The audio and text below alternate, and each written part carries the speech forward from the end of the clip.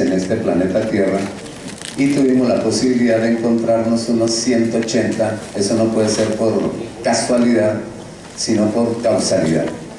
Un agradecimiento especial al Consejo Iberoamericano en honor a la calidad educativa por esta invitación para dar esta conferencia de cierre, especialmente con una tarea que me pusieron, que es la pedagogía del cuidado.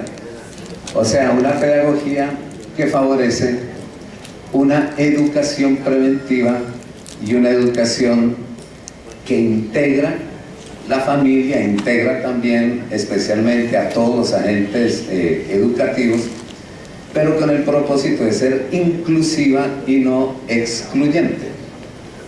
Las escuelas del siglo pasado, casi todos nuestros países estamos celebrando 200 años de independencia y todavía no nos hemos podido independizar, incluso no sabemos de quién tenemos que independizarnos, porque la persona que se independiza es aquella que encuentra a Dios y Dios le pone en su camino su destino y Él lo va construyendo de acuerdo a lo que todos los días va ocurriendo.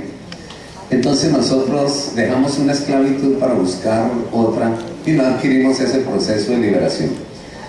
En ese 1810 se funda una escuela, y esa escuela es especialmente una escuela instruccional que transmite saberes.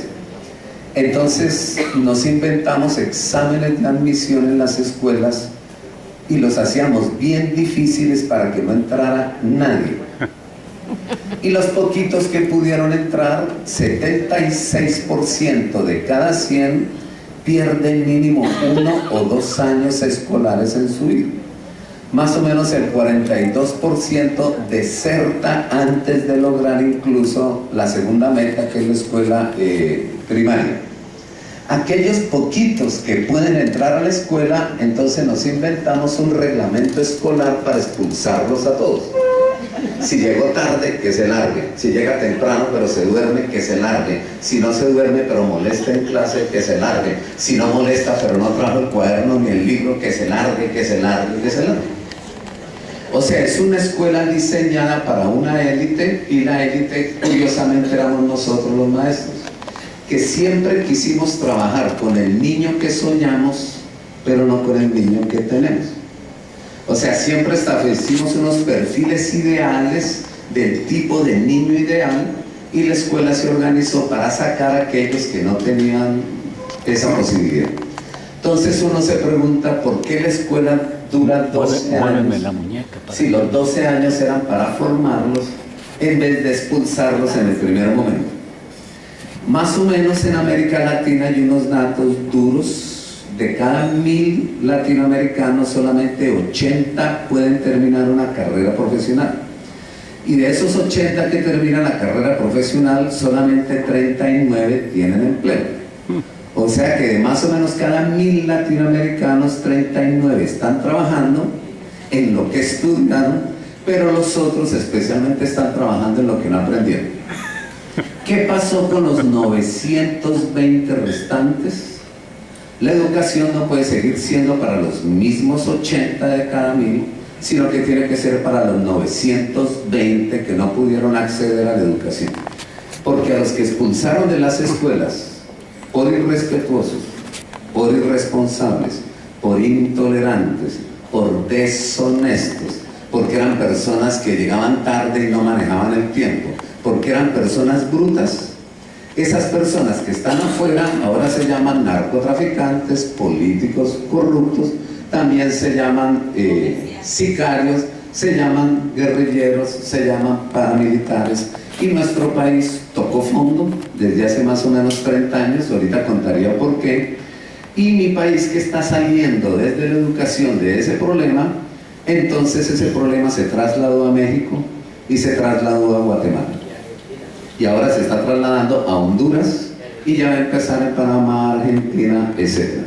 Por eso era necesario que el Consejo Iberoamericano, en honor a la calidad de educación, no premiara instituciones educativas académicas. Las hay, científicas, las hay, investigativas, las hay, sino que empezar a pensar en premiar aquellas instituciones que están buscando el desarrollo humano, una educación por procesos, una educación ética y moral. ¿Por qué? Porque esa es la educación. Y la educación se hace una pregunta: ¿qué tipo de hombre y de mujer formar? Para después preguntarme qué tipo de sociedad puedo construir con ellas. Y entonces para eso, ¿qué sistema educativo necesito? ¿Qué tipo de instituciones educativas de calidad requiero? ¿Y cuál es el perfil ideal del maestro que necesito? Un país que no sabe qué tipo de hombre formar, pregunta antropológica y axiológica. No sabe qué tipo de sociedad construir, pregunta sociológica y cultural. No sabe qué sistema educativo necesita, pregunta curricular. No sabe qué tipo de instituciones educativas requiere, pregunta pedagógica. Y no sabe qué tipo de maestro necesita, pregunta didáctica.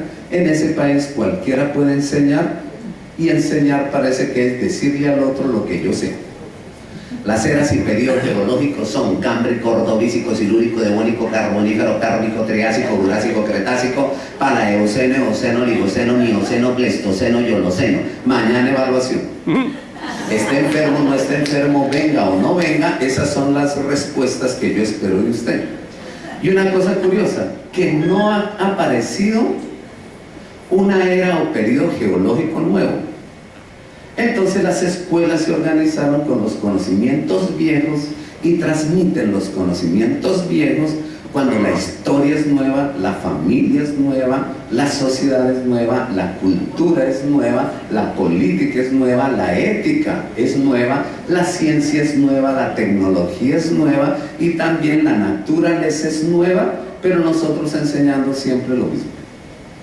No ha aparecido un caso nuevo de factorización en álgebra en los últimos 150 años. Por eso es que es fácil dictarla, pero ningún alumno la aprende bien. Y termina incluso repitiendo años porque no ha podido aprender el álgebra que se inventaron hace mucho tiempo.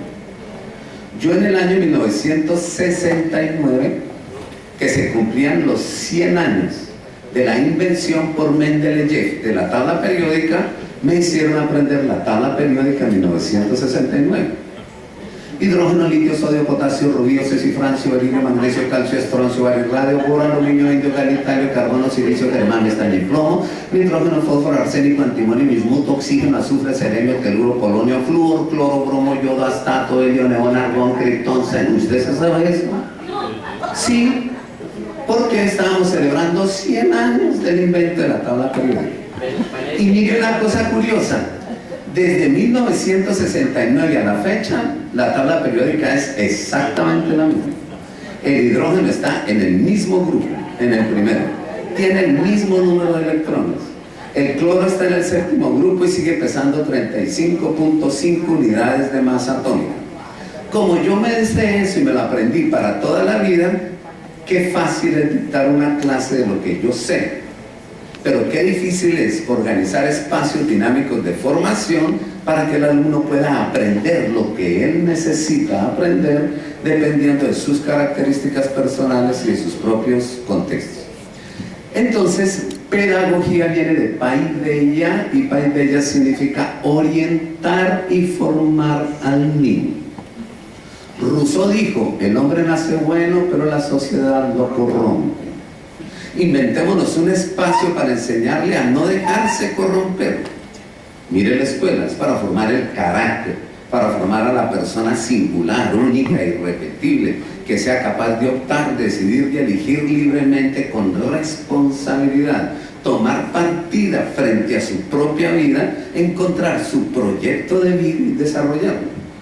No se hizo para que en la escuela lo manipulen y de una u otra forma lo intoxiquen de lo que la sociedad tiene. Entonces, si Rousseau estuviera hoy aquí en algún país latinoamericano, de pronto diría, el niño entra bueno a la escuela y la escuela tiene 12 años para dañarlo. Estoy exagerando, todos somos educadores, pero uno se hace la pregunta, ¿qué es lo que ha pasado? Entonces, por ejemplo, un niño entra a la escuela en quinto, vamos a mirar un niño de transición, grado 0, en algunos países, preprimaria.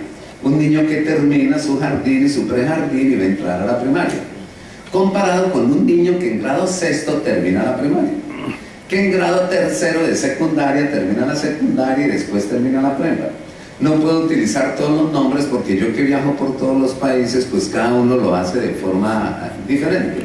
Pero son más o menos los estadios del desarrollo cognitivo y también del desarrollo del carácter y la personalidad.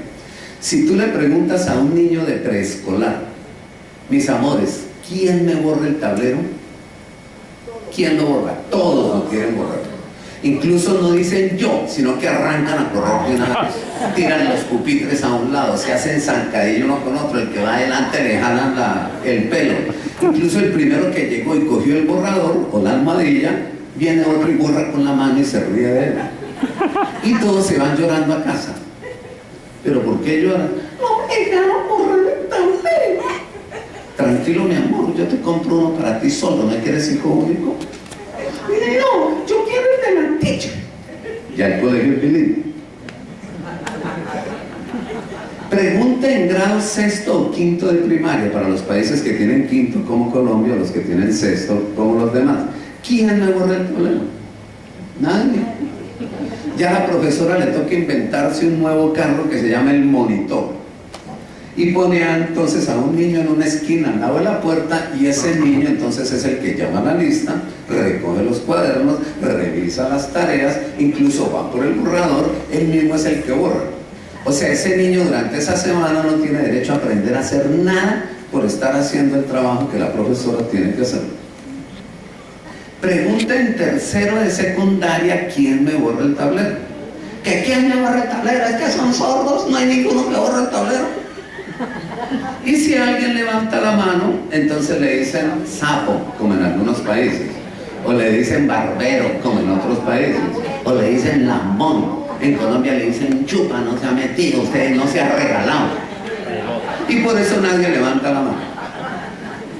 Pero ¿qué dice un alumno de último grado que se va a graduar al otro día? Bórralo usted, viejo idiota. ¿Acaso yo soy la muchacha de servicio suyo? Para eso le están pagando. ¿Qué pasó con ese niño que tenía expectativa, interés, motivación, pasión, estaba atento, tenía voluntad y deseo de hacer las cosas? ¿Qué le pasó? Incluso estas son las 8 preguntas que hace un niño en edad preescolar, pre-kinder, kinder y transición. Todo niño hace estas preguntas. Teacher, ¿qué, mi amor? ¿Qué vamos a hacer hoy? Tal cosa, mi vida. ¿Y por qué?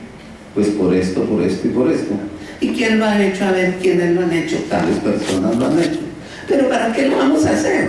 Para esto, mi amor. ¿Qué me das si lo hago? No, yo te voy a dar esto, tranquilo. ¿Pero con qué lo hacemos? Pues con esto y con esto y con esto. ¿Cómo lo hacemos? Pues así, de esta forma. ¿Pero cuándo? Cuando se calle, cuando se calle. Y en este siglo se le inventó un apodo y se le llama niños hiperactivos. No hay niños hiperactivos, hay adultos lentos. No corran, estos niños hiperactivos no corran. Estoy exagerando.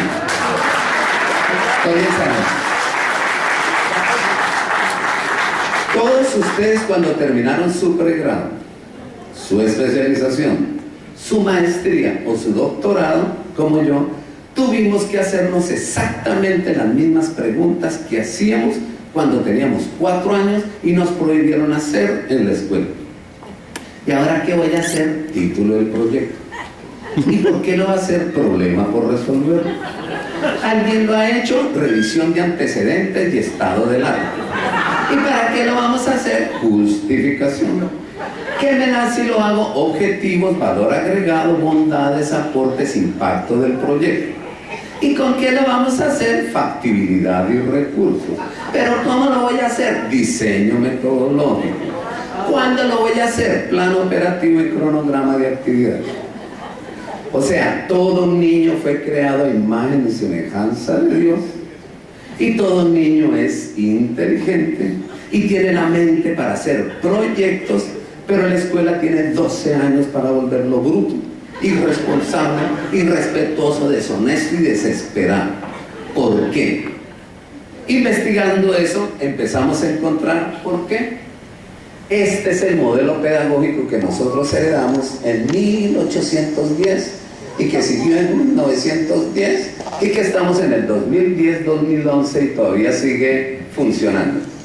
Es un modelo hecho fundamentalmente con 3 elementos: los contenidos de los programas.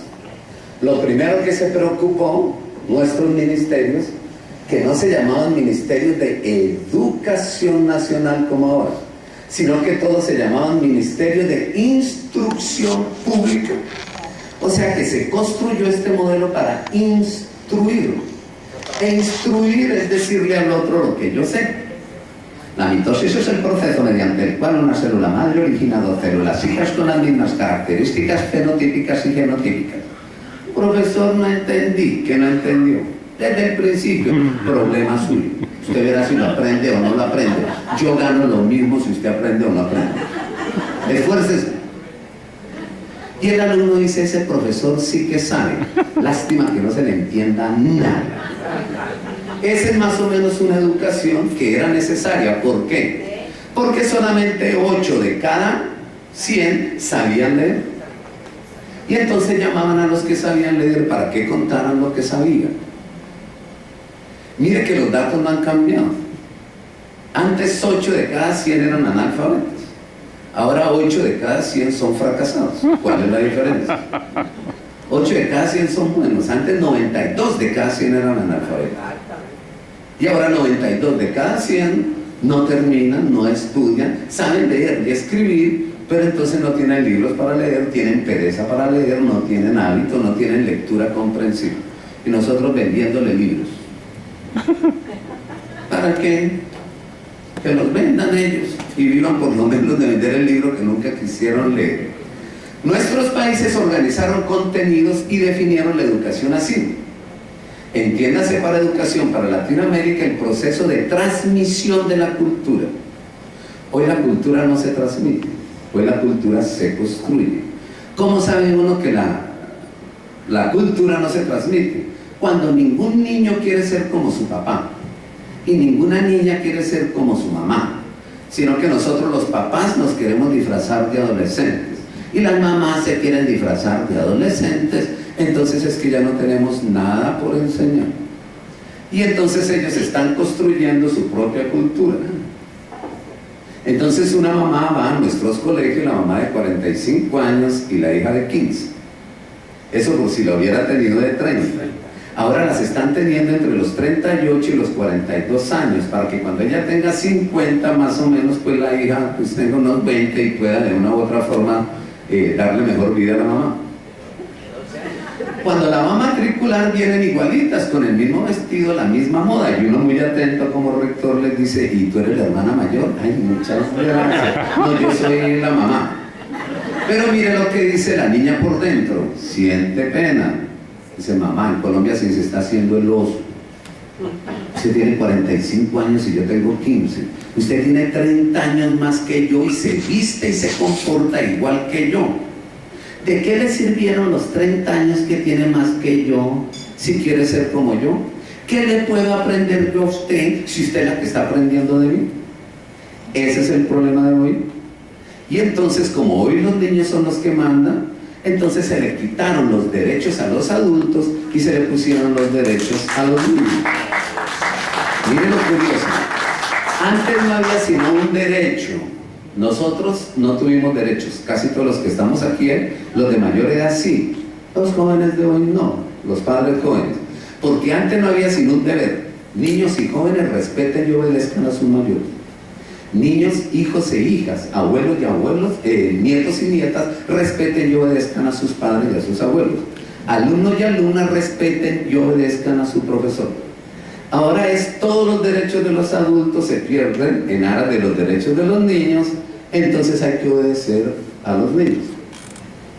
Yo me iba a fumar un cigarrillo de joven con los hermanos y padres agustinianos. Ellos aparecieron como 3 murciélagos con sus hábitos negros, y lo primero fue que nos quitaron los cigarrillos, los despedazaron, los tiraron al piso, nos quemaron los fósforos, no se habían inventado el briquet. Y nos dijeron de qué nos íbamos a morir. Y ninguno nos dijo que de asma, de bronquitis o neumonía. sino de lo que nos iba a pasar por estar haciendo eso.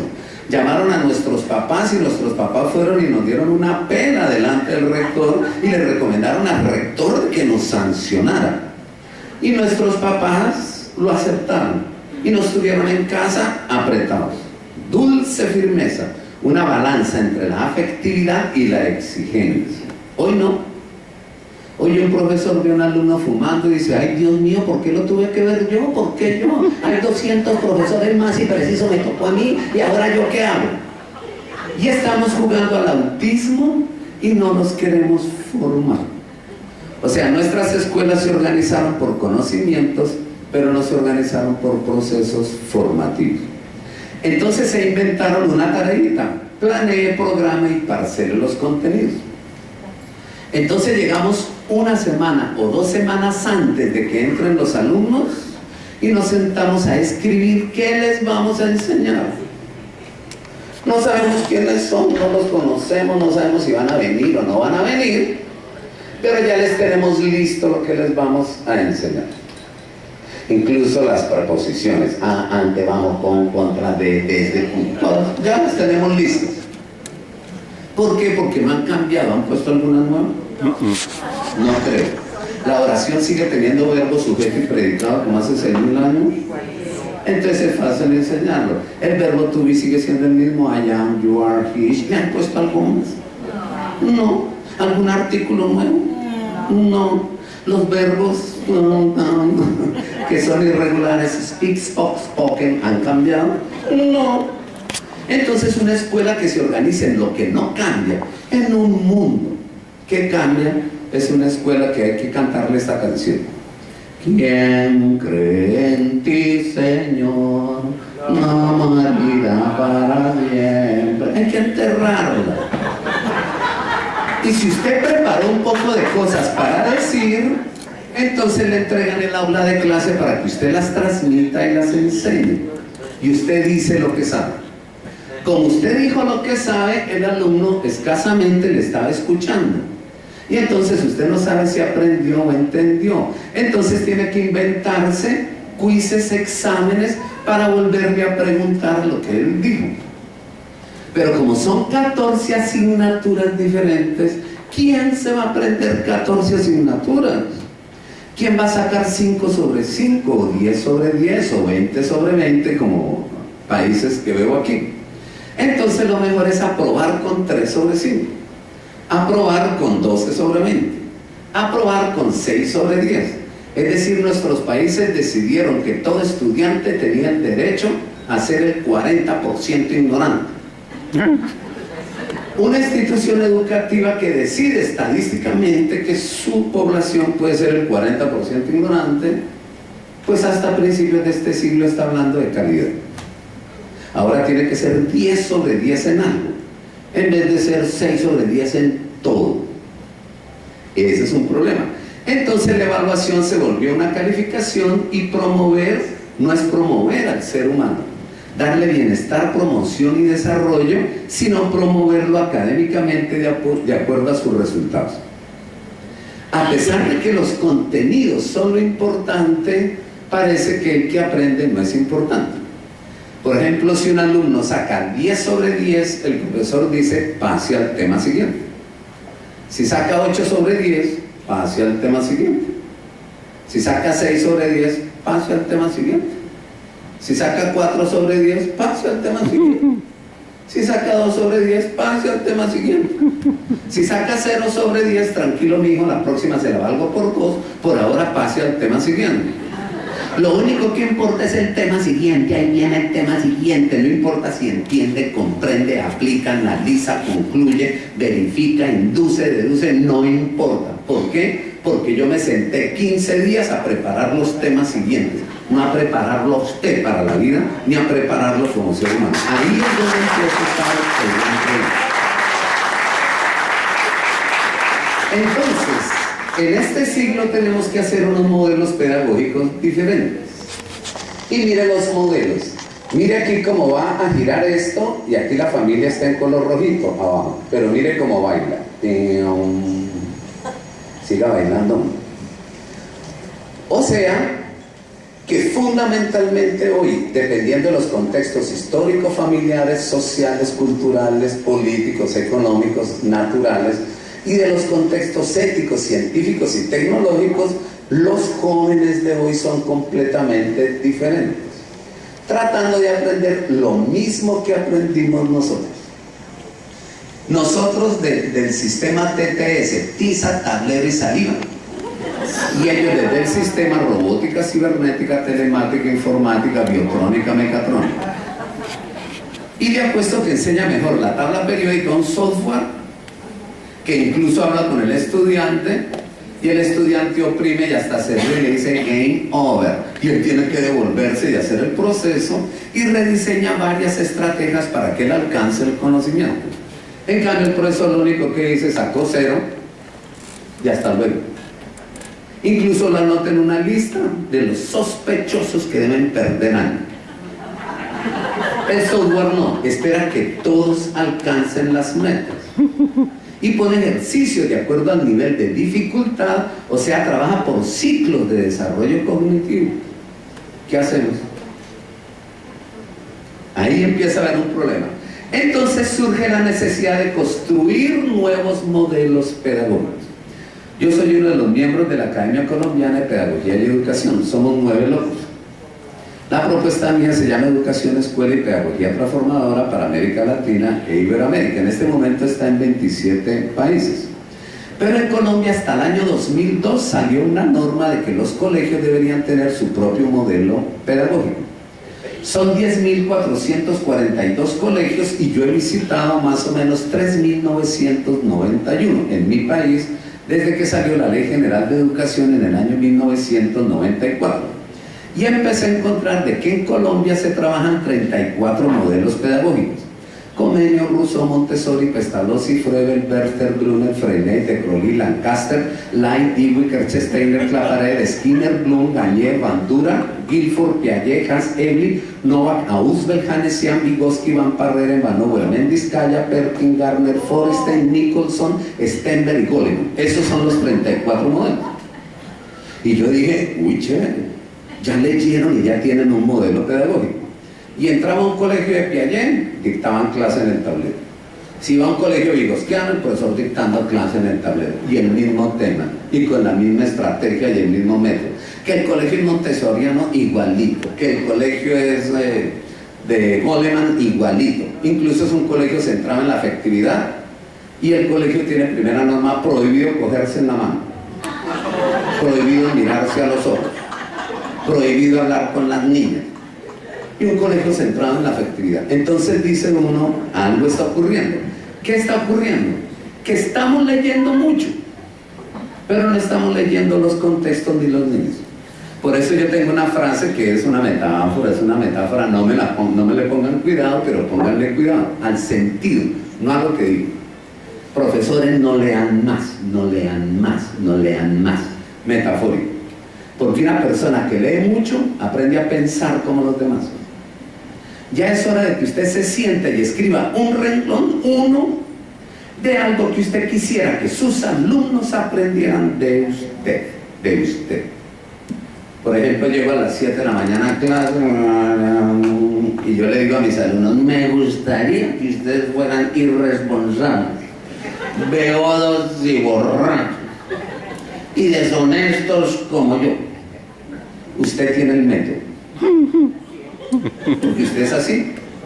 Pero si usted dijera, me gustaría que mis alumnos fueran cristianos, honestos, respetuosos, responsables, con carácter, inteligentes y afectivos como yo, usted tiene el método. Por eso comentaban desde la Universidad Cristiana Sao Paulo, Brasil, mire lo que comentaban. Es por el testimonio de vida del maestro. Y si el testimonio de mía es el testimonio de mi maestro, pues de una u otra forma yo tengo algo que ofrecer. En vez de tener las escuelas para coger a los alumnos y quitarles lo poco que tienen. Por ejemplo, alumno que llegue tarde le bajo un punto. Y los que llegamos temprano, esa es su obligación. Alumno que no trajo el cuaderno le baja un punto, y los que lo trajimos, esa es su obligación. Es una escuela para quitarle todo al niño que entra. Y si usted ve que la escuela divide y resta en los niños algo, usted lo está deformando. Pero si usted ve que en la escuela los niños suman y multiplican talentos, valores, actitudes, conocimientos, competencias, entonces usted lo está formando. Mire entonces las características de este modelo, que son los mismos, pero ya no es un alumno, sino un educando. Ando volando bajo, dicen los mexicanos. Gerundio, ando. ¿Quién ando volando? Yo soy el que ando volando. ¿Qué significa? Que un educando no es un discípulo que obedece sin entender. Tampoco es un alumno que escucha pero se le olvida.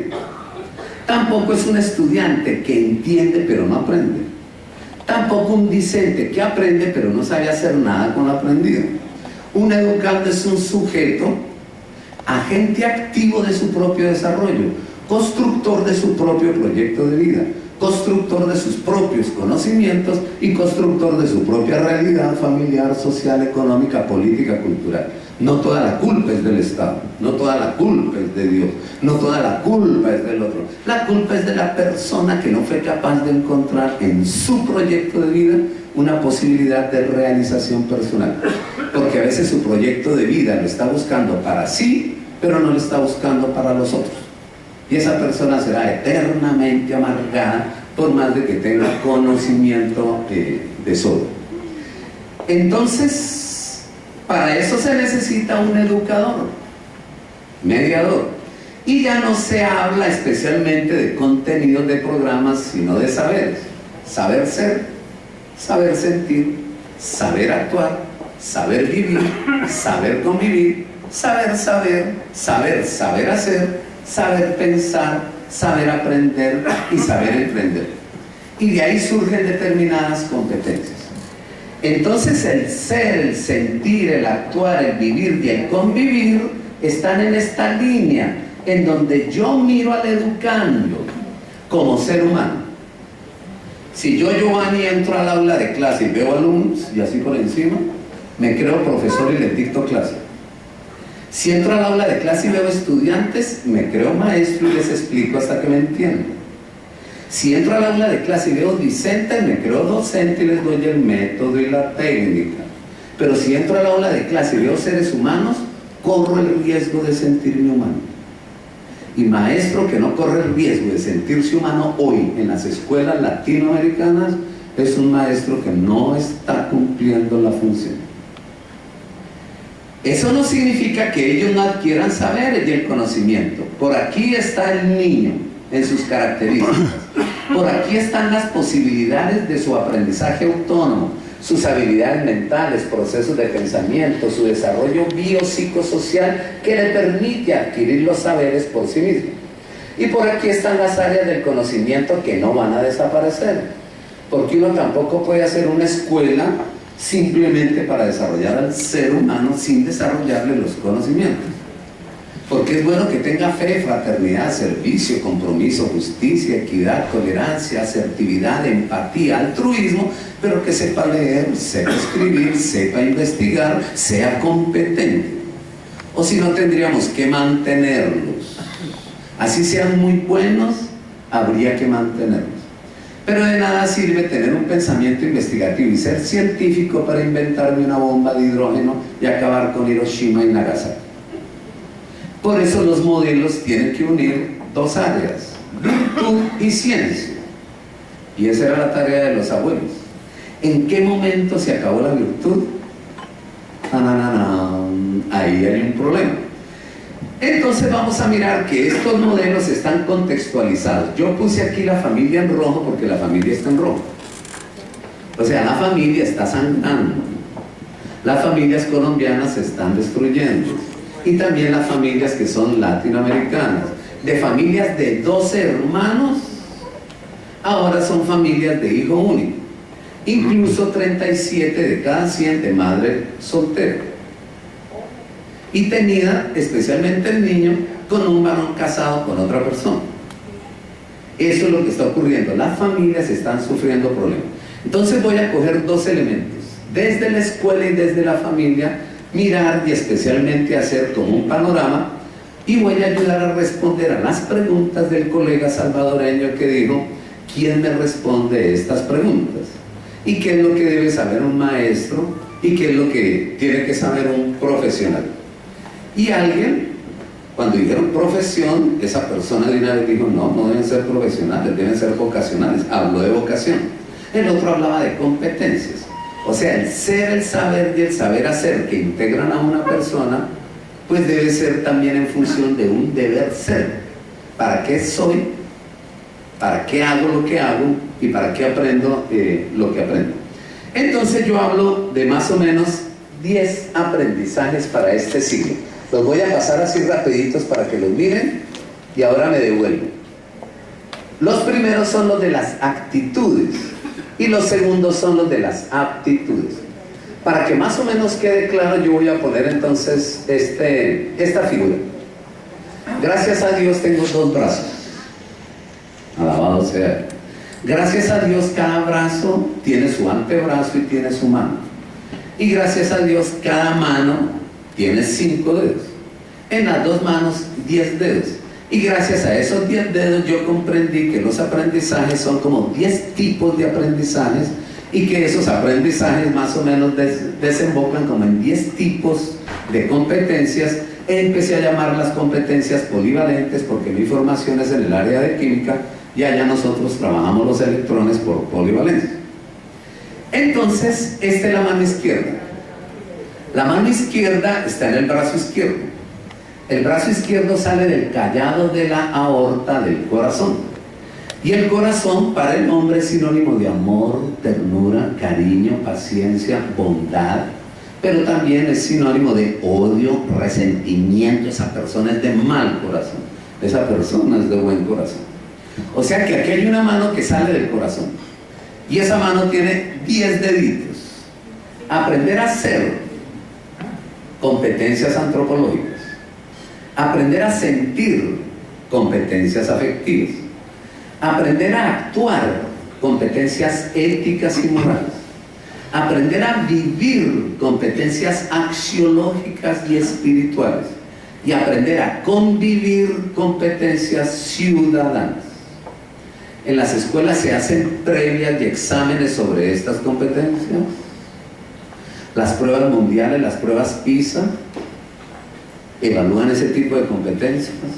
¿Evalúan el ser de las personas? No. ¿Evalúan el sentir de las personas? No. ¿Evalúan el actuar de las personas? No. ¿Evalúan el vivir de las personas? No. ¿Evalúan el convivir de las personas?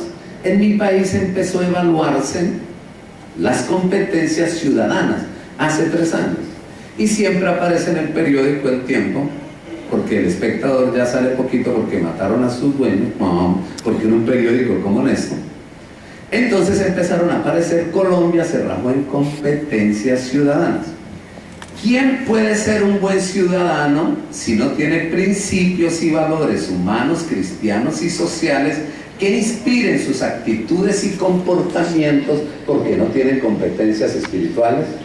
¿Quién va a tener competencias espirituales si no le desarrollaron el juicio ético y el juicio moral y lo prepararon para la honestidad, el respeto, la responsabilidad, la fidelidad, la transparencia? ¿Y quién se quiere preparar para la ética y la moral si nadie lo ha querido y nadie lo ha preparado para ser bueno con el otro, porque todos están siendo malos con él? ¿Y quién se siente afectivamente maltratado, tiene ganas especialmente de sentirse un ser humano si a él lo tratan como animales? Entonces hay una cosa curiosa, que el educador trabaja con seres humanos. Y el ser humano de un animal se diferencia en sus competencias antropológicas, axiológicas, éticas y morales, valorativas, espirituales y también ciudadanas. Voy a decir una bestialidad, pero ustedes no la vayan a hacer. Mire, hombre, levántense mañana temprano y salgan de la casa bravos, denle una patada al perro y denle una patada a su mujer y hágase que usted es el dueño de todo. Y vuelva por la noche a ver qué pasa. El perro sale y le bate la cola, feliz porque usted llegó. Su mujer se fue con otro, se llevó la ropa, incluso le cambió las chapas a la casa y lo dejó a usted por fuera. La capacidad ética, la capacidad moral, la capacidad valorativa. Pero la escuela tuvo un problema, y ese problema empieza en nuestros países más o menos entre los años 70 y los años 75, que empiezan a hacer unas transformaciones de tipo curricular inspirados en modelos que no eran nuestros modelos familiares, históricos y culturales, sino modelos importados de otros países. Y los grandes avances fueron estos. Primero, quiten la religión de los programas. Segundo, quiten la ética de los programas. Tercero, quiten el comportamiento y salud, que era el que enseñaba sobre el orden, el aseo, la higiene. Cuarto, quiten el civismo de los programas. Quinto, quiten la urbanidad de los programas. Sexto, quiten la psicología, para que usted no sepa que usted se está dañando, de los programas. Y sexto, quiten el inglés, porque ese es el idioma del imperialista. Y nuestros países latinoamericanos hicimos eso. Miren lo que hicimos, que cogimos la mano izquierda, tin, tin, y empezamos a prohibirlas en los currículas de nuestros países. Amputamos la mano izquierda, el ser, el sentir, el actuar, el vivir y el convivir. Y empezaron a aparecer los pupitres de la mano derecha. Antes eran pupitres donde se sentaban 4 personas, después 3, después 2, y ahora es un niño solo. Prohibido mirar al vecino, prohibido hablar con el niño, prohibido no sé qué, y todo está prohibido, formando egoístas que ni siquiera pueden ver a la persona que está al lado, ni siquiera pueden compartir la silla, ni siquiera pueden compartir un lápiz. Es mío. Y empiezan a aparecer como unas cosas curiosas. En Colombia pasó eso, y pasó en el año 75. Entonces, la única huelga que han hecho los cristianos, ya han hecho los católicos y los que trabajan los valores, fue salir todos los educadores de los colegios privados y colegios públicos que eran de religiosos, y simplemente salir todos de blanco y calladamente caminar. Y en algunas ciudades se sugirió pintar una gota roja de sangre en la blusa, para dar a entender, a partir de hoy va a empezar la violencia en Colombia. Quitaron la esencia del ser humano, y en las horas que quitaron, entonces aumentaron horas de matemáticas, sociales, naturales, inglés no, porque se lo quitaron, español y las otras áreas. Hemos descubierto lo contrario, que mientras más horas de clase tiene un maestro en su materia a la semana, más fracaso escolar tiene. Si usted tiene una sola hora de clase, le pierden el 4%. Si tiene 2 horas de clase, le pierden el 11.2% en promedio. Si tiene 3 horas de clase de su materia, le pierde el 19.4%. Si tiene 4 horas de clase en su materia, le pierde el 28.1%. Si tiene 5 horas de clase en su materia, le pierde el 36.4%. Si tiene 6 o más horas, le pierden entre el 43 y el 59%. Profesor, no pida más horas académicas, porque sus alumnos serán cada vez más brutos en lo que usted tenga más horas para enseñar. Un matemático me dijo, pero es que las horas van de acuerdo a la dificultad. Y yo le pregunté, ¿para usted fue difícil aprender matemáticas? No. ¿Usted sabe tocar piano? No. ¿Por qué? Porque es más difícil aprender a tocar piano y demanda 6 horas diarias para estar ejercitando, y porque la escuela no tiene clases de piano. Ah, eso no se sabía. Hoy se sabe que tenemos múltiples inteligencias. Faber Díaz, una vez en un consejo, un colega mío matemático, el coordinador del colegio, eso empezó con su PowerPoint a mostrar los pasteles y los diagramas de barras, mostrando el fracaso escolar del segundo bimestre del colegio. Y entonces decía, esta es la moda, esta es la mediana, estos son los percentiles, estos son los cuartiles, este es el polígono de frecuencia. Y había una persona atrás que se pegaba en la cabeza. Y eso sonaba todo, ¿no? Entonces todo el mundo miraba y el otro desesperado. Hasta que le dijo, diga algo que uno le entienda. Esto es lo que se está enluciendo. Diga algo que uno le entienda. Yo también tengo la moda fashion. También tengo medias, mira, aquí está la media. También tengo la mediana, mi hermana es mediana. Hable claro, diga algo que le entendamos. Y este señor se puso bravo y le dijo, ¿usted es que es bruto? Y esta persona humildemente se paró de su puesto, atravesó el salón y le dio un papel y le dijo, ¿por qué no me lee esto? Era una partitura. Y él la miró y me dijo, ¿y esto qué es? ¿Usted es que es bruto? Era otro lenguaje, era clave de sol y fa. Eran blancas, negras, fusas, semifusas, corcheas y semicorcheas y con bemoles. Y él tenía desde el sentimiento incluso la posibilidad de componer y creativamente y originalmente inventar. Y le preguntó al otro, ¿usted en matemática qué ha inventado? ¿Alguna ecuación química o alguna ecuación simultánea? ¿Qué se ha inventado usted? ¿Qué teorema? En cambio yo he hecho más de 100 canciones porque yo creo que este lenguaje que surge de dentro es más importante que un lenguaje que surge de fuera. Desde ese momento Giovanni puso todas las áreas con la misma intensidad horaria, tanto el arte como la religión, como la ética, como la química, como la física, y los alumnos empezaron a desarrollarse mejor. Entonces, mire lo curioso, estos son los dedos. Aprender a ser singulares, únicos, irrepetibles, originales, creativos, autónomos, libres de optar, decidir y elegir, abiertos a los demás y trascendentes. Aprender a sentir amor por Dios, cualquiera que sea la imagen que se tenga de Él, por las personas que puedan estar aquí. Amor por el prójimo, amor por sí mismo, amor por su familia, su terruño, su patria, su idiosincrasia, competencias afectivas.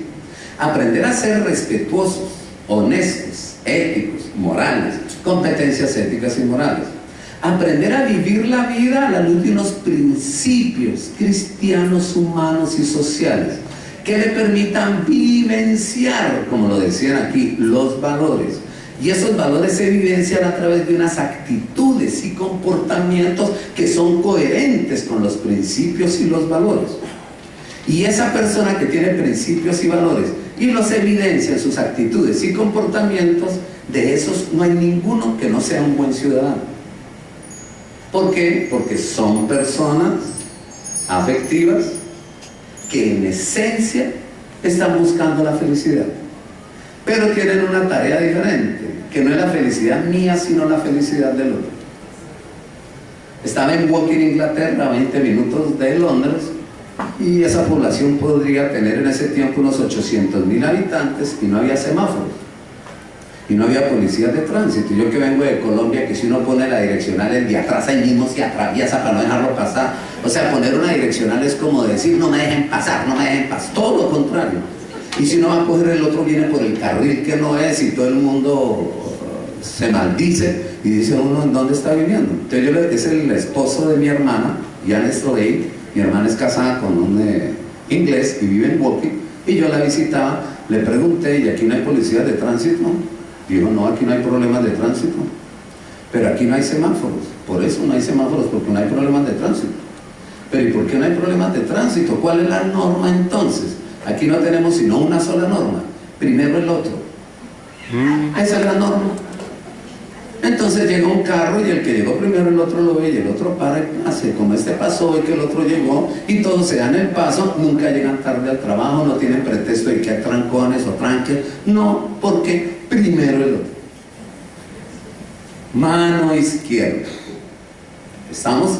En cambio ahorita nos pusieron a trabajar la mano derecha, las aptitudes, las capacidades, y la mano derecha es la mano del pupitre.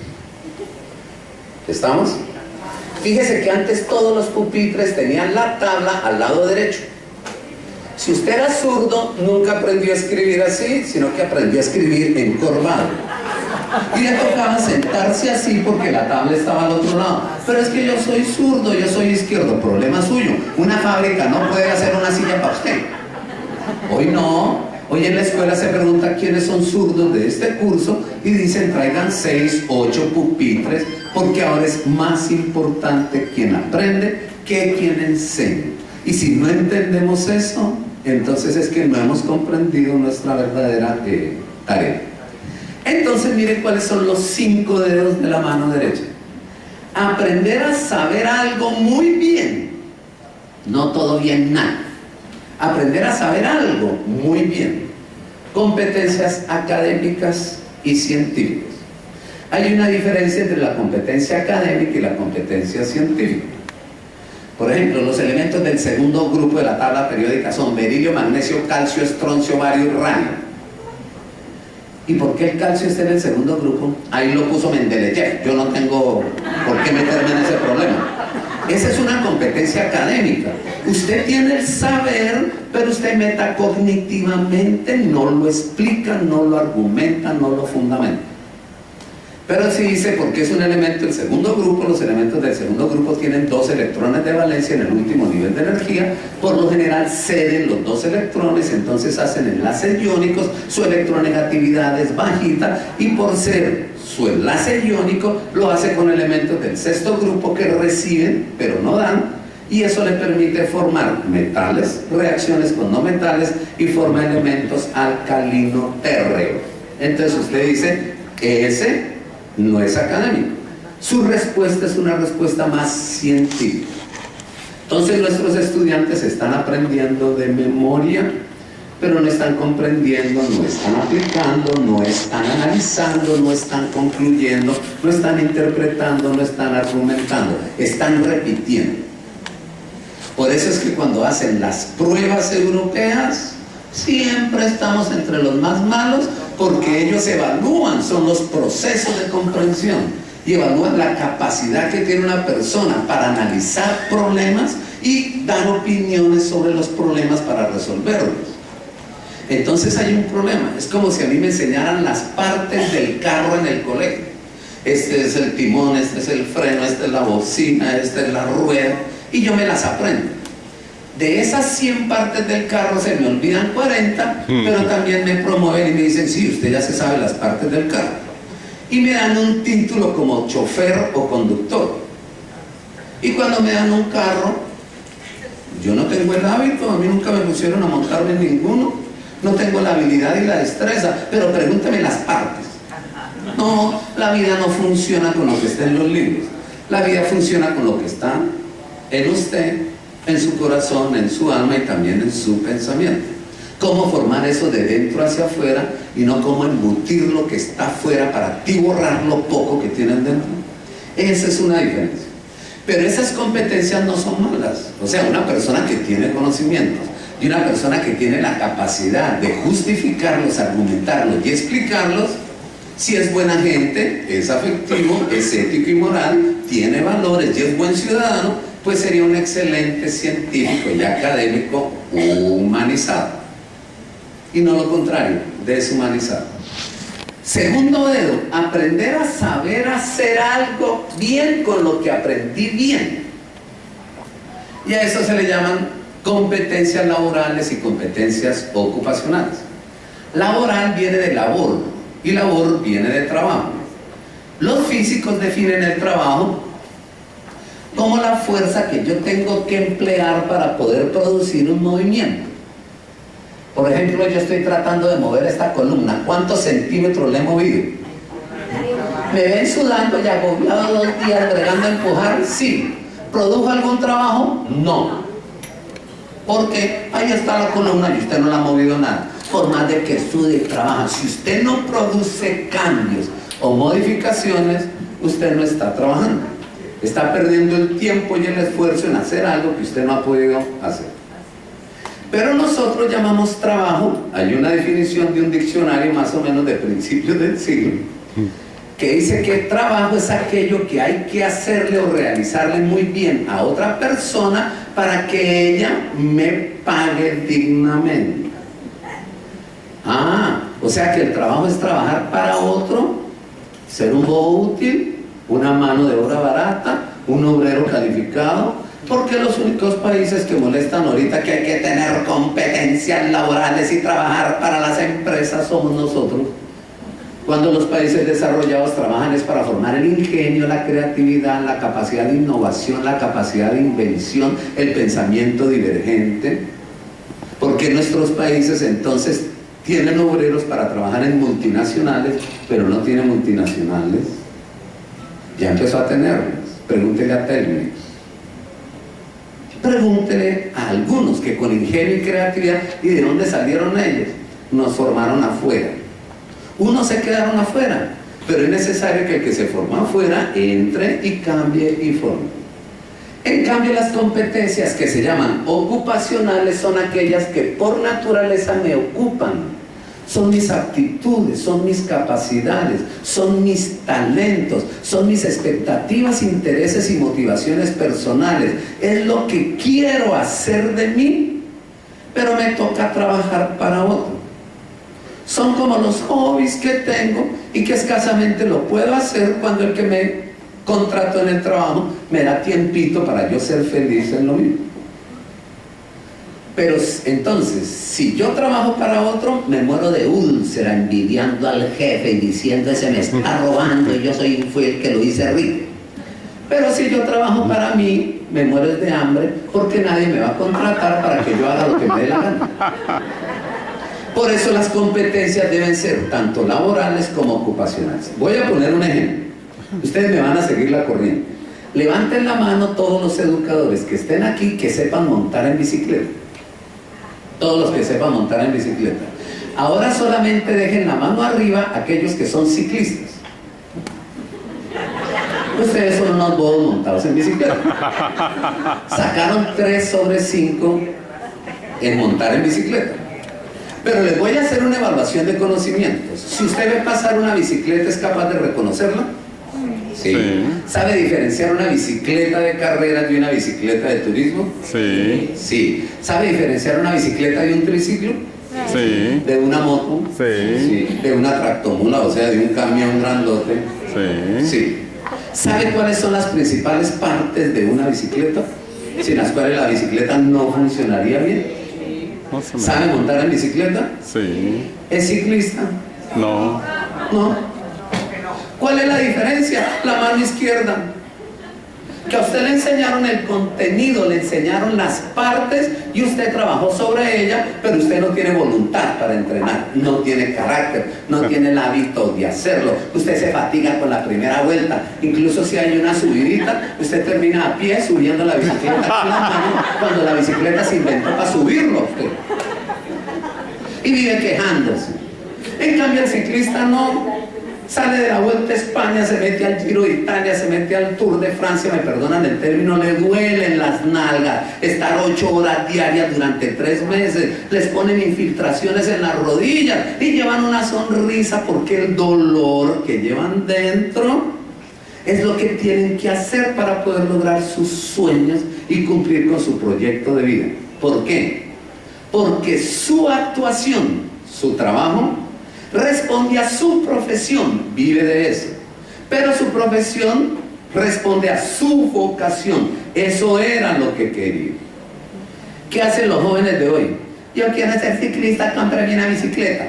2 días. A los 2 días, no. Tenista, cómprame la raqueta y la pelota. Tampoco. Yo quiero ser el basquetbolista, cómprame el balón. Tampoco.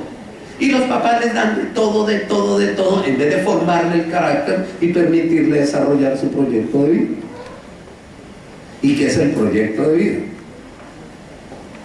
Amar a Dios sobre todas las cosas y al prójimo como a sí mismo.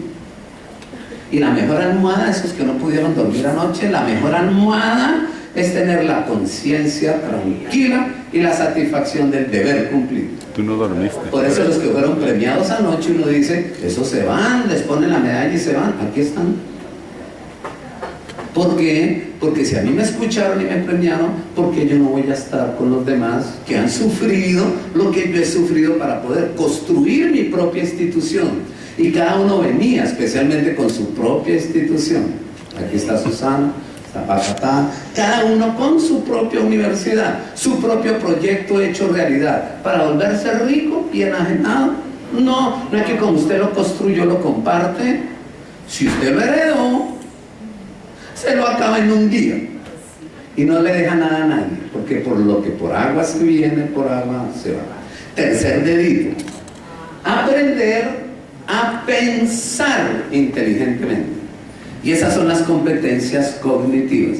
Por eso hoy se habla de desarrollar la capacidad de interpretar, argumentar y proponer.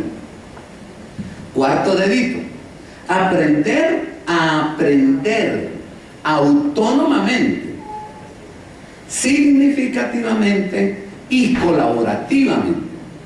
Es decir, yo aprendo por mis capacidades, pero aprendo gracias a la colaboración del que tiene las capacidades que no tengo y me complementa.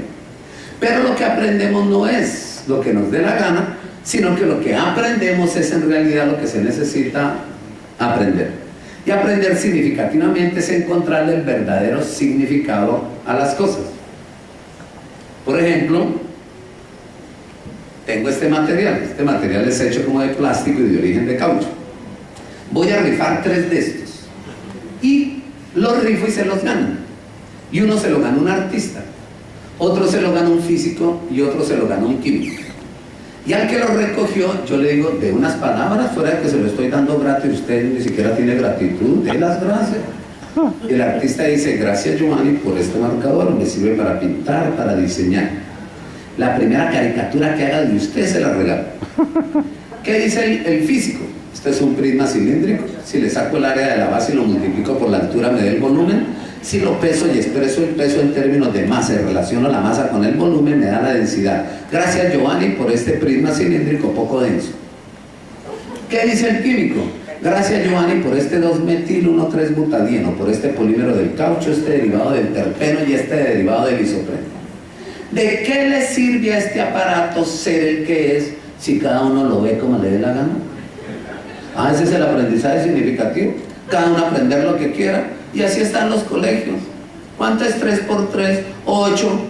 Ay, válgale algo, casi dice 9. Le faltó un poquito. Es que le falta madurar. Promuévalo. ¿Sí? ¿Y dónde está el rigor científico? Porque si yo te quiero, te exijo. Dulce firmeza. Una balanza entre la afectividad y la exigencia. No dije intransigencia. Entonces el profesor de educación física dice 100 vueltas al patio. Y hay alguien que dice: profe, ¿yo puedo dar 2000? ¡Ay! Se cree mejor que yo.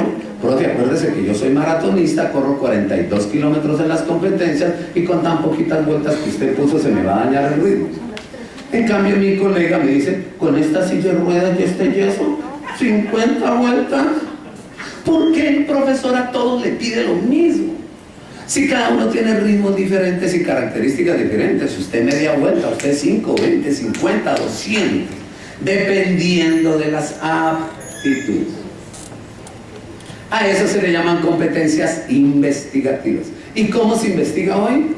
Que son nuevas competencias tecnológicas. O sea, maestro que uno tiene competencias tecnológicas, tiene problemas en las competencias investigativas. Y si tiene problemas en las competencias investigativas, entonces trabaja con la información menos adecuada, la que ya se sabía. Y ese es un problema. Voy a hablar del genoma humano.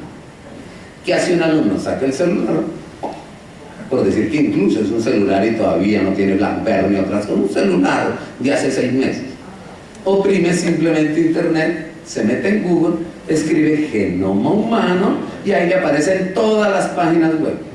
Incluso lee el título de la primera: el genoma humano se reduplica. Cierra el celular y le pregunta al profesor: profesor, ¿el genoma humano se reduplica? ¿Usted por qué me hace esa pregunta? Es que he estado leyendo. El compañero le dice: ¿qué? Usted sacó el celular. ¿Y sabe cuál es la conclusión de la escuela? Prohibido el celular, para que el maestro pueda seguir enseñando lo que él sabe y no lo que el otro puede aprender. Y ahora sí, finalmente vienen las competencias de emprendimiento, competencias de liderazgo y emprendimiento. Miren una cosa curiosa: se cree que el emprendimiento es ser empresario solamente. Hay empresarios que no son emprendedores. emprendedor el que lo asesora, incluso quiebra la empresa. Sí, hay instituciones que se inventaron asesorías y consultorías y todo el mundo les pregunta, y como son expertos a todos les sugieren lo mismo, y como los contextos son diferentes las cosas no salen. Y esas instituciones viven cambiando de experto y nunca se levantan hasta que se cierran. ¿Quién es un líder? Una persona autogestionaria, proactiva, protagónica, comprometida, laboriosa, productiva, ingeniosa, creativa, innovadora, una persona que ayuda a resolver problemas. Entonces mire que nuestros países ya empezaron por ahí. Primero, ya no se trabajan solo contenidos, sino competencias cognitivas, interpretar, argumentar y proponer. Hay que desarrollar competencias laborales, hay que desarrollar el emprendimiento y hay que desarrollar la capacidad de investigación y hay que nutrir de nuevas tecnologías. No importa que sea malo, no sea afectivo, no sea ético y moral, no tenga valores ni principios y sus actitudes y comportamientos sean las peores. Entonces me devuelvo. ¿Qué pasa con la mano izquierda? 1975 en Colombia sale esa norma. O sea que los niños que entraron a las escuelas, especialmente públicas, porque los colegios privados dijeron, no podemos hacer eso. Para poder cumplir con las normas públicas, ¿qué hicieron? Pusieron 2 horas más diarias o 3 horas más diarias. Entonces los colegios públicos estudian 6 horas al día. Los colegios privados mínimo estudian 8 horas.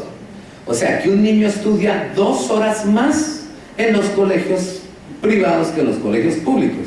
O sea, 10 horas más a la semana. Y en un año de 40 semanas estudia 400 horas más.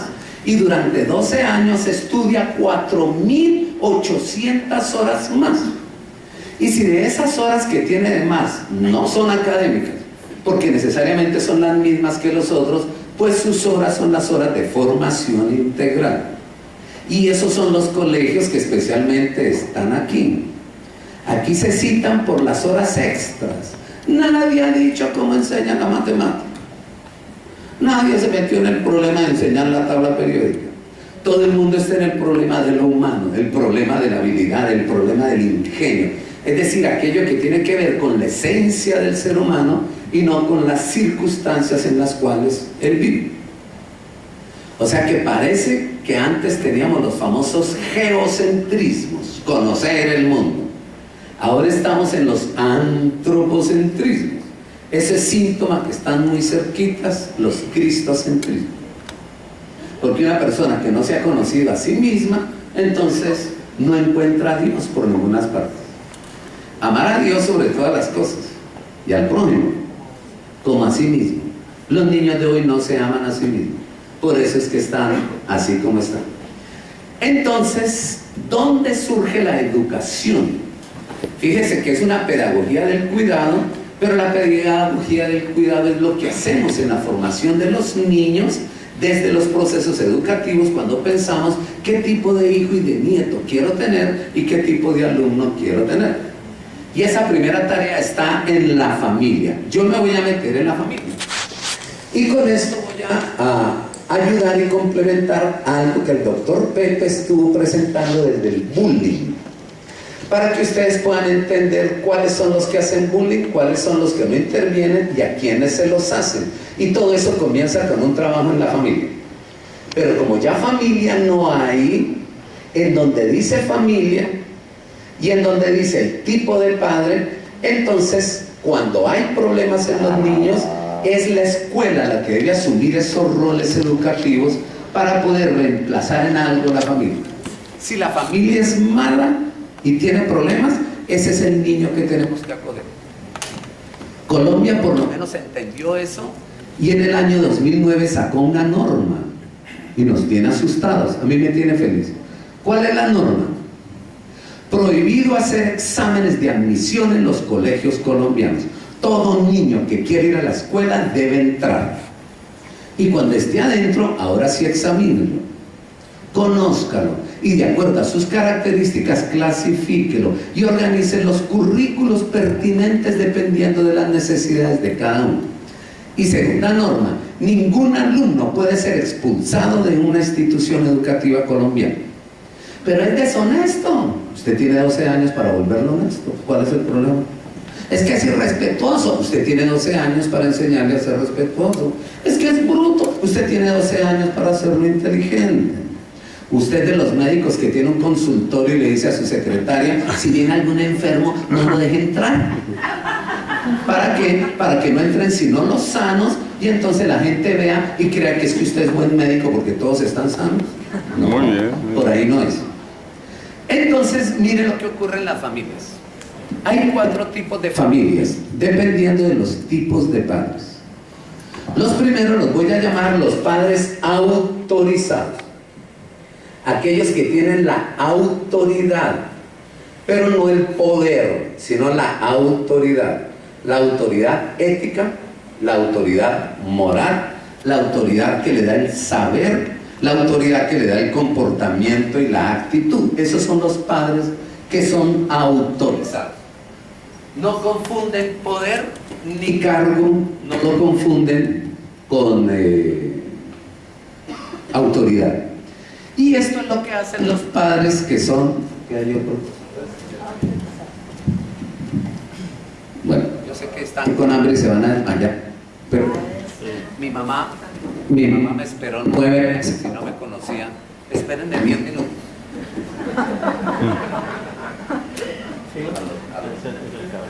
Claro que yo puedo seguir hablando así, me alcanzan a escuchar.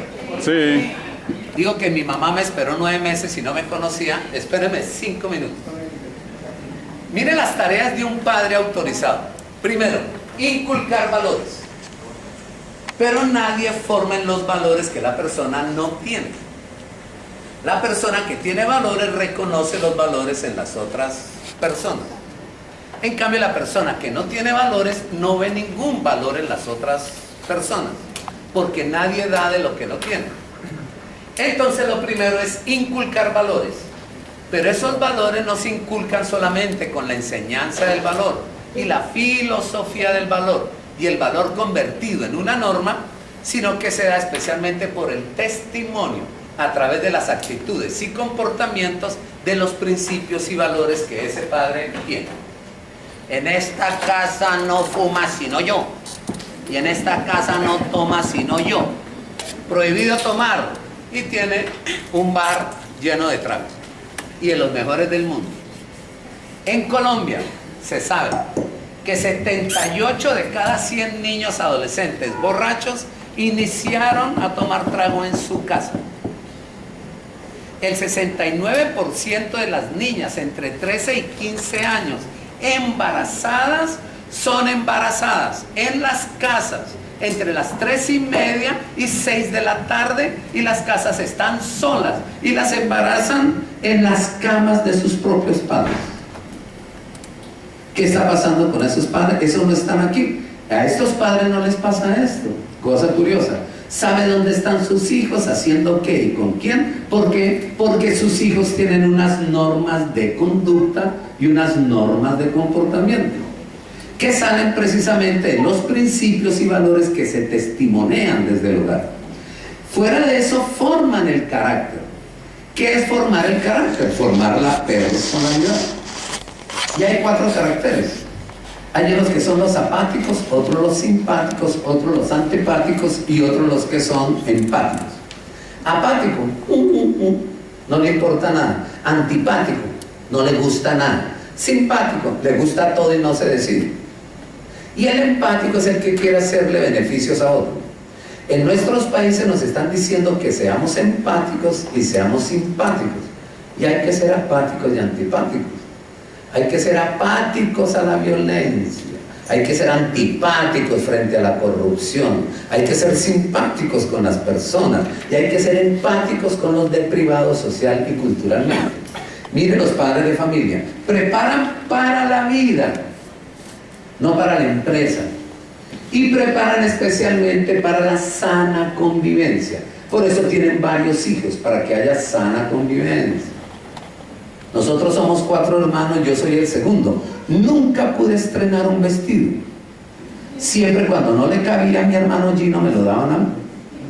Y eso me llevó a la depresión, a la soledad, al intento de suicidio. O me enseñó a agradecer que por lo menos el que tenía el hermano mayor ahora yo lo tengo. Y todos comíamos lo mismo y nadie se intoxicaba. Ahora primero se pregunta, ¿qué quieren comer? Y uno perro y el otro pizza y no se ponen de acuerdo y el papá no puede comer de eso y es un lío. Es mejor darles para no formarlos. Ese es el problema. El segundo tipo de padres son los que tienen estilos y pautas de crianza equivocados. Los padres que son autoritarios, que utilizan la autoridad, el golpe, el poder, amedrantan psicológicamente. En términos de Pepe, hacen especialmente matoneo físico, matoneo psicológico, matoneo moral y matoneo social, incluso por sus propios hijos. ¿Qué tal que no los quisieran? Miren cómo salen los hijos de ellos, frustrados, intolerantes y ansiosos, y a ellos es a los que le hacen matoneo en la escuela también. Por eso tienen temor de estar en casa y van a la escuela, y cuando están en la escuela no quieren salir porque van a la casa. Mire el otro padre, que son los padres desinteresados. Son los que no saben dónde están sus hijos. Y son los que... Que le quede media hora. Listo. Entonces voy rápido. Decir, no, tranquilo, todo esto está escrito y no hay problema. Media hora.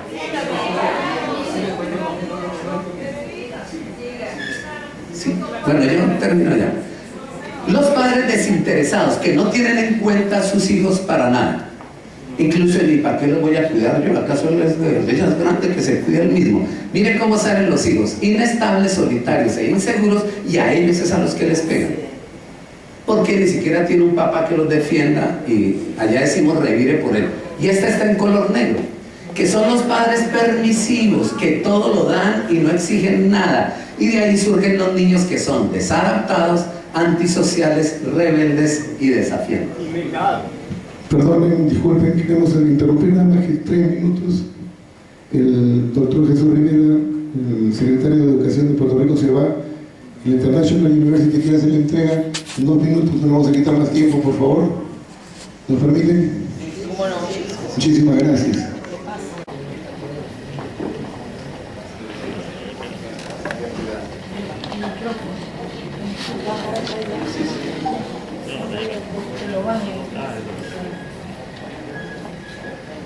Bueno, entonces ya casi terminamos.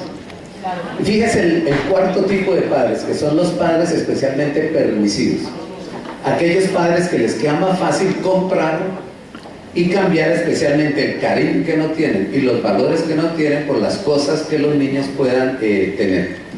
Si usted más o menos ve que esa familia ya tiene un niño de 3 años, hace berrinche, se tira, grita, muerde al abuelo, patea, rompe todo, y el padre se humilla, lo más probable es que sea un padre permisivo. Esos niños son los que van a agredir después, porque no tienen control y ellos creen que siempre tienen la razón. Incluso maltratan a los adultos. Todos los demás son como empleados del servicio para ellos. Entonces viene una pregunta: ¿qué hacemos para ayudar con Pepe? Porque Pepe hacía la pregunta: ¿y qué hacemos? Entonces es necesario construir un programa.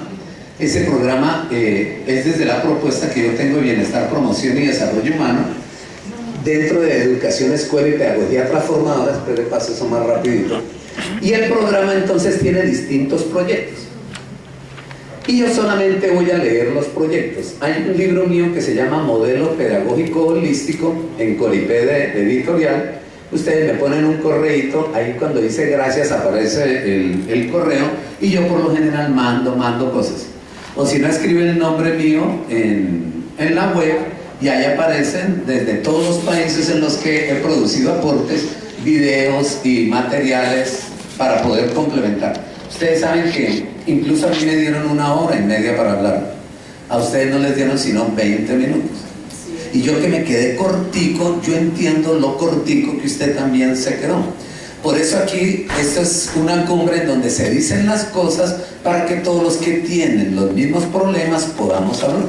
Y los que resolvieron unos problemas y el otro no, pues podamos con amistad hacer convenios e interacciones. Yo los voy a leer, primer proyecto, y ustedes van a mirar qué piensan con eso. Prevención del fracaso escolar. PREFE es la sigla que manejo dentro de los organigramas. Segundo proyecto, tutorías y mentorías. Todos esos niños que tienen problemas, hay alguien que se encarga de ellos, incluso el que menos lo conoce, no es ni siquiera su profesor, pero dicen, a mí déjeme en el peor. ¿Por qué? Porque tengo la capacidad de modificarlo. Está el programa de promoción y desarrollo del talento. Ese programa se funda en dos frases: profesor, no enseñe, deje aprender. Y la segunda frase: profesor, no dé tantas quejas de sus alumnos, descúbrale los talentos y potencias. Y solamente puede potenciar el talento una persona que descubre el talento en el otro. Entonces el músico es el que más fácil descubre los talentos musicales. Pero la escuela quiere enseñar de todo menos desarrollar los talentos. El cuarto talento es el de exploración vocacional, para mirar el tipo de expectativas, interés, motivación, capacidades y aptitudes de las personas y darle orientación profesional para que crean que no solamente con querer basta, sino que todos tienen la opción de entrar incluso a una universidad y adquirir una profesión. Que no se quede escasamente con lo técnico. Ya se hablan incluso de ciclos propedéuticos, está bien con lo técnico para que viva con eso, pero el técnico de pronto es un bobo útil que sabe hacer cosas que no entiende, conviértase en tecnólogo, después conviértase en profesional y ahora usted proponga. El programa de desarrollo ético, moral, espiritual y religioso como programa.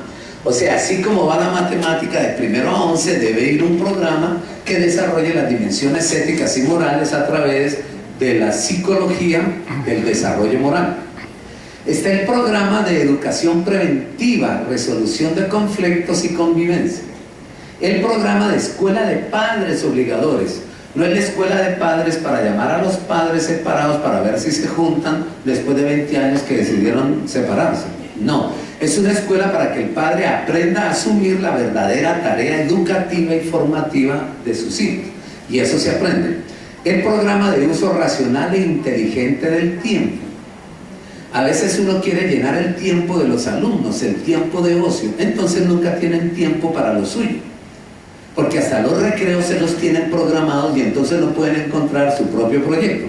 Por eso es uso racional pero inteligente del tiempo. Un programa de desarrollo cognitivo y del potencial de aprendizaje. O sea, no es una persona que simplemente aprende, sino es una persona que comprende, compara, clasifica, agrupa, sistematiza, critica, explica, deduce, induce, analiza, sintetiza, concluye, resuelve problemas, formula hipótesis, demuestra, comprueba, verifica. Es decir, que si uno le da habilidades mentales a las personas y las hace inteligentes, son difícilmente manipulables. Y si fuera de tener esa inteligencia, tienen la inteligencia moral, entonces actitudinalmente tienen la voluntad para no meterse en problemas, por dos razones: porque soy así, y segundo, porque lo entiendo de esta forma. Está el programa de desarrollo de las múltiples inteligencias, porque si yo tengo el talento, pero el talento lo tengo con las manos, pero no lo tengo con la inteligencia, pinto muy bien. Eso pasa en nuestros países. Excelentes pintores que pintan con la mano y llevan sus hermosos cuadros en unas carretillas vendiéndolos, y nadie se los compra o se los compra al 10% de lo que piden. ¿Por qué? Nunca fueron a una escuela de bellas artes. No saben de pintura, no saben de la pintura, no saben de cuáles son los grandes pintores, no saben de epistemología de la pintura, no saben de la relación pintura-sociedad, pintura ética, pintura estética. Son pintores por la habilidad, pero no son profesionales. Por eso Miró pinta tan feo que gana mucho. Porque no pinta lo que pinta nadie bien bonito. Y por eso en mi país Botero, haciendo Giovanni, haciendo gordos y gordas, palomas gordas, vacas gordas, monjas gordas, todo gordo, gana hartísimo, porque se inventó un género y una escuela de pintura. Porque tuvo la oportunidad de aprender sobre pintura, no solamente pintar bonito. La vocación es la pintura. La profesión es saber de pintura y la ocupación es vivir dignamente con sus obras de arte y de pintura. Entonces, Ahí, sí, tranquilo, ya voy a acabar. Y faltan los programas, entonces, que vienen. El programa de emprendimiento, liderazgo y emprendimiento. Y el programa que tiene que ver hoy en día con el manejo de los contextos. Pero para que un educador en la escuela forme a los demás en estos programas, necesita capacitación, actualización y perfeccionamiento. Capacitación pedagógica, actualización para investigar sobre los problemas que tiene que resolver. Si se bajó la pantalla. Y fuera de eso, entonces necesita también la actualización, pero el perfeccionamiento y la formación. País que no sueña con la escuela que quiere, repito lo que tú dijiste, y dijiste, se lo aprendí a Giovanni desde las veredas de México. País educador y escuela que no sueña con la escuela que quiere, termina perpetuando y remendando la escuela que tiene. La última filmina pasó antes y decía, 1000 gracias, es la más importante. Sé que están trasnochados, más trasnochados que un bombillo en Navidad. Fuera de eso están cansados, estamos sin almuerzo, pero como yo entiendo que están así, pues yo aguanté también y hice lo posible por hacer las cosas lo mejor para que ustedes de pronto no se acordaran que no han almorzado. Yo sé que la mente no da, sino lo que el estómago permite. Entonces yo creo que ahorita ya podemos entrar en ese proceso de hacerlo. Yo voy a invitar a Santiago el doctor Santiago Duarte, el presidente del Consejo Iberoamericano en honor a la calidad educativa. Especialmente con él nos sentamos a escuchar muchas charlas, pero especialmente a leer los proyectos que ustedes habían mandado anteriormente, clasificamos las informaciones y después de que todos hablamos, entonces aparecen unas conclusiones para él. ¿Te quieres preguntar algo? 10ª cumbre, y entonces nos las va a comentar. Giovanni. Falta el correo. Giovanni.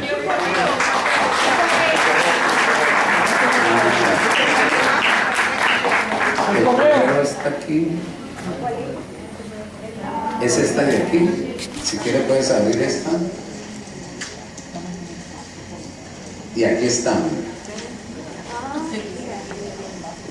Está en la última también. Si quiere deje la última, que es más importante la última que la de las gracias.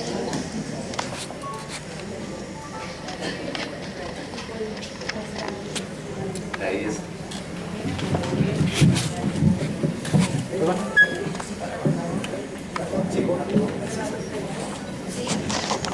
Jorge Morán, no sé si está en la sala, si nos quiere acompañar. De todas maneras, ya terminó prácticamente el protocolo. Ahora estamos en el proceso de clausura de este magnífico evento. Así que el agradecimiento le dejo a los demás. Nosotros estuvimos trabajando para elaborar unas conclusiones que dice así: para la realización de la 10ª Cumbre Iberoamericana, contextualizados y fundamentados en la propuesta de formación integral y asumiendo el nuevo concepto de la educación para Iberoamérica propuesta por el Consejo Iberoamericano, se establecieron como propuestas de cambio y de implementación a las currículas de instrucción tradicionales que debemos crear un espacio en países iberoamericanos para discutir, diseñar y disentir estos nuevos conceptos que permitan la más amplia participación de los agentes involucrados en la educación de nuestros pueblos. Para el efecto, es fundamental que los agentes promotores de la educación iberoamericana estén dispuestos a analizar y plantear los mejores parámetros de la calidad de la educación en sus países a fin de orientarlos hacia nuevas prácticas que respondan a lo siguiente: una educación más formativa y no solo instructiva o meramente conceptual, una educación integral de cuerpo, mente, espíritu, relaciones humanas y conocimiento especializado, una educación con valores humanos y espirituales, una educación de emprendedores autosuficientes, una educación implementando nuevos cursos contemporáneos a las currículas, una educación que forme familias unidas, una educación que forme seres humanos felices, sanos y prósperos. Los trabajos realizados y socializados en la 10ª Cumbre Iberoamericana por sus miembros de honor profesionales e institucionales se centraron en las propuestas de cambio anteriormente presentadas y del desarrollo y sistematización de los mismos. Podemos construir las siguientes conclusiones: que las currículas académicas propuestas por las entidades educativas vinculadas como miembros de honor del Consejo deberían contener lo siguiente. Primero, programas, proyectos y cursos para desarrollar las características naturales del educando: singularidad, originalidad, creatividad, autonomía, libertad de opción y de elección y decisión responsable y trascendente en sus relaciones con Dios, con el prójimo, consigo mismo y con el mundo. Segundo, programas, proyectos y cursos fundamentados en los principios y valores humanos, cristianos, sociales, que orienten la formación individual y social del educando, su ética, su moral, sus actitudes y comportamientos en la búsqueda de una cultura ciudadana dentro de unos parámetros mínimos de convivencia social. Tercero, establecer programas, proyectos y cursos que promuevan el desarrollo biológico de los educandos, cuidando su salud, su nutrición y madurez corporal, aportando a la formación del carácter y de la personalidad de los mismos. Cuarto, programas, proyectos y cursos para promover el ejercicio físico, favoreciendo el desarrollo de la sensibilidad, el movimiento de la fuerza, la flexibilidad y la rapidez, la resistencia y la coordinación física, con excelentes propuestas para la recreación, práctica de deportes y para el uso racional del tiempo libre. Quinto, establecer programas, proyectos y cursos para el desarrollo afectivo de la inteligencia emocional con una adecuada educación de las emociones. Sexto, establecer programas y proyectos, cursos para la reflexión práctica y vivencia de valores espirituales y religiosos, fundamentando teórica y prácticamente la dimensión trascendente del ser humano. 7. Establecer programas y proyectos y cursos para el desarrollo del talento artístico en los niveles de comprensión, aplicación y la creación de las disciplinas artísticas apoyados en excelentes estrategias pedagógicas y didácticas, creando espacios dinámicos de formación para el arte y la cultura. Número 8.